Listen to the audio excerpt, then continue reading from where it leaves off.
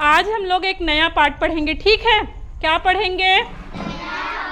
लेकिन पाठ कैसे पढ़ेंगे पता है? मैं पहले एक कविता गा रही हूँ और कविता में क्या रहा है वो पहले तुम लोग देखना, ठीक है?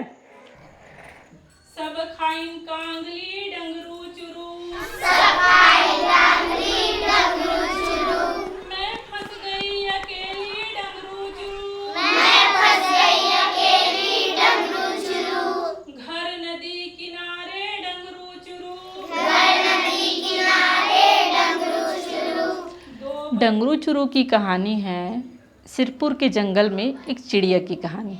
पड़की चिड़िया जो हमारी छत्तीसगढ़ की बहुत फेमस चिड़िया है, उसकी कहानी है कि एक चिड़िया रहती है जो अपने ही काम में मस्त रहती है, लेकिन अपने दोस्तों की बात मानती, भाई अकेले क्यों दाना चुगने जाती हो, हमारे साथ चलो।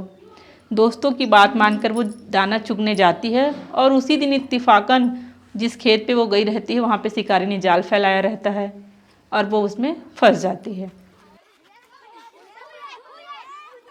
SCERT और रूम टू रीड के सौजन्य से बाल साहित्य पे विगत कई वर्षों से छत्तीसगढ़ में काफ़ी विस्तार से काम हो रहे हैं और ये कार्यक्रम को देखने के बाद हमको ऐसा लग रहा है कि हमारी जो संस्कृति है, छत्तीसगढ़ की जो झलक है, हर एक पुस्तकों में हमको देखने को मिले। चलो खेलते।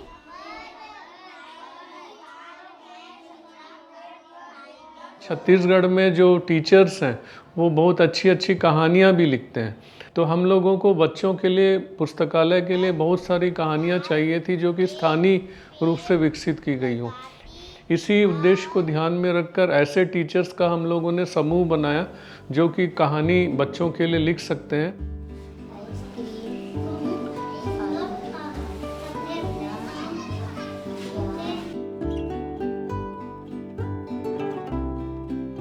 बच्चों की कहानियों में इंटरेस्ट लेना मेरे बचपन से, क्योंकि हमारे घर में दादा के समय से कहानी सुनाने की परंपरा चल रही है। तो जब स्कूलिंग शुरू की, जब मैंने स्कूल जाना चालू किया, तो बच्चों के साथ कनेक्ट करने का कोई तरीका तो होना चाहिए, बातचीत करने का कोई मौका। तो फिर बच्चों के साथ भी उन कहानियों को लेकर मैं चली। ऊपर बादल छागे, बादल ऊपर बादल छागे, चल भैया अब सावन आगे। योगेश्वरी जी शिक्षा में बहुत समय से काम कर रही हैं और टेक्नोलॉजी का अच्छा ज्ञान है। उनका अपना एक यूट्यूब चैनल है जिसमें वो छत्तीसगढ़ी कल्चर से रिलेटेड कहानियों पे काम करती है। उसी अनुभव को ध्यान में रखकर उन्होंने एक कहानी लिखी जिसे रूम टू रीड के कार्यशाला के दौरान उसका चयन किया गया और उनको इस प्रकार से प्रशिक्षण दिया गया कि वो बच्चों के हिसाब से उस कहानी को मॉडिफाई कर सके। रूम टू रीड मेरे लिए एक लाइफ चेंजिंग, जो बहुत सारे NGOs आए बट ये मेरे लिए एक लाइफ चेंजिंग NGO था जिसने मुझे सिखाया कि कैसे बच्चों के साथ काम करना है।